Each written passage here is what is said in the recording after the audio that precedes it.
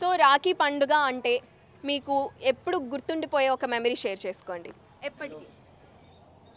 ఎప్పటికీ అంటే అంటే మా డాడీ చనిపోయిండు, డాడీ లేడు. కానీ ఫస్ట్ డాడీ ఫోటో కట్టినాకనే బ్రదర్కి కడతాం. అదే ఎక్కువ మెమరీ. అంటే చిన్నప్పుడే డాడీ ఎక్స్పైర్ అయిపోయాను. ఇక పెద్దగా అయినాక డాడీకి కట్టలేము అన్న ఒక చిన్న ఫీలింగ్ ఉంది.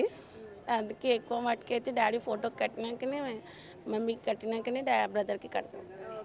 ఇప్పుడు అన్న గురించి మాట్లాడుతూనే, నాన్న గురించి మాట్లాడుతూనే, ఈ రాఖీ పండుగకి నేను ఎవరిని ఏడిపించాలనుకోవడం లేదు. మీరు ఎందుకంత ఎమోషనల్గా?